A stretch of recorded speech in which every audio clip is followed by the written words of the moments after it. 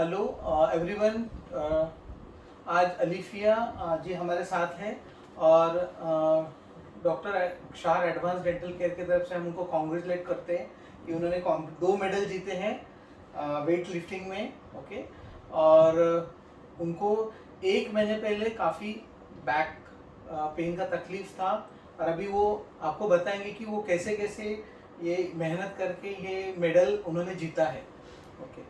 सो अलीफिया जी, जब आप 1 महीना पहले जब हमारे पास आए थे तो आपको किस प्रॉब्लम के लिए हमारे पास वो आए थे और आपको क्या तकलीफ था और कब से था? जैसे मैंने आप मार्च के अंदर मैं आपके पास आई थी तब मुझे लोअर बैक पेन से मैं बहुत मुझे परेशानी थी। और ये तकरीबन मुझे 1 साल से ये परेशानी थी लोअर बैक की। उस वजह से मैंने ऑर्थोपेडिक सर्जन को भी कंसल्ट किया था। एक्सरे करवाया तो उन्होंने मुझे बोला कि भाई ऐसा कुछ प्रॉब्लम है नहीं, आपको फ्यू स्ट्रेचेस और एक मेडिकेशन दी जिसकी वजह से मुझे रिलीफ हो, टेम्पररी रिलीफ होता था बिकॉज वो पेन किलर जैसा वर्क करता था। लेकिन कंटिन्यू करने के बाद 6 महीने तक मैंने वैसे ही कंटिन्यू किया। लेकिन और 6 महीने के बाद फिर भी मुझे कुछ ऐसा परमानेंट काइंड ऑफ रिलीफ नहीं मिला। जब मैं मेडिकेशन या वो नहीं खाती थी गोली वगैरह उनका, तो फिर पेन इरप्ट हो जाता था। स्ट्रेचेस वगैरह उन्होंने मुझे एक्सरसाइज दी थी जो मैं करती थी, लेकिन no pain relief. It was just going on. फिर मैंने फिजियोथेरेपिस्ट को कंसल्ट किया। फिजियोथेरेपिस्ट ने मुझे एग्जामिन किया वगैरह किया।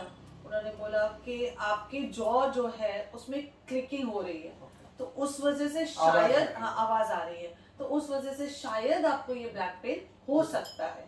तो ऐसे करके उन्होंने मुझे बोला, क्योंकि आपका लोअर बैक पूरा तरीके से नॉर्मल है, उसके अंदर कोई इंजरी नहीं है, कुछ नहीं है, तो ये एक पॉसिबिलिटी हो सकती है। उन्होंने मुझे बोला, लेकिन उनका फिजियोथेरेपिस्ट मैंने कंटिन्यू किया और 2 महीने तक मैंने कुछ भी मतलब वो सीरियसली नहीं लिया। लेकिन जब उन्होंने मुझे बहुत ज़्यादा इंसिस्ट किया, उन्होंने बोला एक बार आप विजिट कर लो, शायद आपको इसमें से रिलीफ कम्प्लीटली रिलीफ हो जाए। तब जाके मैं यहाँ पे क्लिनिक पे आई और मैंने स्प्लिंट के बारे में उनसे अपने आप को एग्जामिन करवाया। फिर मैंने स्प्लिंट लिया। स्प्लिंट लेने के बाद मुझे जब डॉक्टर आपने मुझे जब स्प्लिंट दिया और जब मैंने स्प्लिंट पहना, उसके तुरंत 1 हफ्ते में मुझे रिलीफ होना शुरू हो गया। It was just in 1 week I that pain was from 100% it drop to say around 70% relief. 70% relief, and after that so I didn't even take physio. I discontinued physio, and in a span of 1 month, and then I continued training. Immediately I started my training with the splint, and I used to wear the splint and do my training. कितना दिन बाद आपने चालू किया training sprint पहनने के बाद? 15 दिन में 15 दिन में 15 days I was back on track. Very And good. without pain I used to do my training with the splint. No medication, no no medication, no physiotherapist, nothing. Only with the splint I used to do my training, and with that splint I won 2 medals. Congratulations to her. And now all your pains is completely subsided. Okay. Completely gone, no pain at all, and in a span of 1 month I got this result. 1 महीने में मुझे result आया. I got that splint on 20th March, and on 25th of April I played my first So game. within a 1 month, she got a lot of relief, as well as she continued her training and treatment. And now after a month, she's fit to take the 2 gold medals. Yeah, 2 gold medals. So you can show your sprint also. How yeah, this is my sprint. So you can wear and show. I can show my sprint.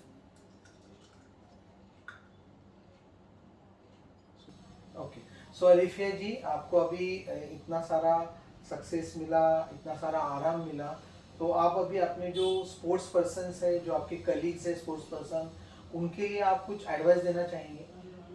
Yes, I would like to say कि जिसको ये कुछ pen वगैरह कुछ भी होता है, जो स्पोर्ट्स पर्सन स्पेशली जो लिफ्टिंग वगैरह करते हैं, वेट लिफ्टिंग बोलो, पावर लिफ्टिंग बोलो, नॉर्मल जिम एक्सरसाइज भी करते हैं, उनको ऐसा थोड़ा सा भी कंसिस्टेंस बोलते हैं ना, जो रेगुलर पेन होते रहता है और कभी जाता नहीं है, उनको एक बार अपना ये जो है वो चेक करवाना चाहिए। शायद वो उनके जॉ रिलेटेड, टीएमजे रिलेटेड या फिर टीथ रिलेटेड ये पेन हो सकता है, जो उनके नॉर्मल एक्टिविटी में भी हिंडर करता हो।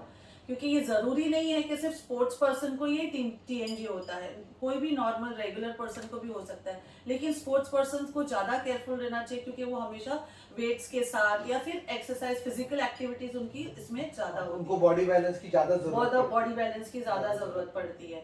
और अगर नहीं भी है किसी को एग्जिस्टिंग प्रॉब्लम TMJ वगैरह का, फिर भी मैं चाहूंगी कि उनको बैक पेन, हेड पेन नहीं हाँ, है, फिर भी मैं चाहूंगी उनको एक बार अपना चेकअप चेकअप कर लेना चाहिए, क्योंकि ये जो है वो पूरे TMJ अगर आप पहनते हो, ये स्प्लिंट जब आप पहनते हो, वो आपके पूरे बॉडी को बैलेंस आउट करता है, वो आपको अनइवन नहीं होने देता, तो ये बहुत फायदेमंद रहता है। ओके, बैलेंसिंग करता है और आपकी एक्टिविटी आपका पावर, आपकी एफिशिएंसी बहुत बढ़ा देता है। और हाँ, जो हम अलिफिया जी हमारे पास मतलब it's a live example. Yes, हम जो वो बोलते हैं ना फटीगनेस जो बॉडी में एंड ऑफ द डे में होता है ना, वो ये स्प्लिंट पहनने से नहीं होता है। हाँ, ये बहुत जरूरी बात है, क्योंकि हाँ। हमको लगता है कि हम सुबह से हमको थकान लगता है, फिर उसमें हम एक्टिविटी करते हैं और हमको और थकावट रहती है। बिकॉज अगर आपका टीथ इम्बैलेंस रहता है तो मसल फटीग हमारा नाइट से चालू होता है, हेड टू टो फटीग आना चालू होता है, और कुछ भी एक्टिविटी हम करते हैं तो उसके साथ वो फटीग बढ़ते जाता है। बट अलिफिया जी का खुद का एक्सपीरियंस है कि उन्होंने ये महसूस किया है कि स्प्रिंट के साथ उनका फटीग काफी कम हो गया और पूरे दिन की एक्टिविटी में पूरे एनर्जी लेवल बैलेंस आउट होती है, क्योंकि रात को जब आप स्प्लिंट पहन के सोते हो ना, तो जब आप सुबह उठते हो तो आपका बॉडी फटीग नहीं रहता है, वो टायर्डनेस, वो सोरनेस, वो बॉडी के अंदर जो यूजुअली ये रहता है टायर्डनेस वगैरह रहता है, वो जरा भी फील नहीं होता। तो 1 महीने में उन्होंने ये सब एक्सपीरियंस किया है और काफ़ी सारा रिजल्ट अच्छा उनको आया है। तो अभी हम उनको फिर से कॉन्ग्रेचुलेशन करते हैं और उनका जो भी है प्रॉब्लम निकल ही जाएगा अभी, और उसके साथ उनके जो कलीग्स है, फ्रेंड्स है, वो भी उनके अगर वो उनके लिए उनका जो भी ओपिनियन सजेशन सुनेंगे तो उनको भी उसका बेनिफिट हो सकता है। Thank you.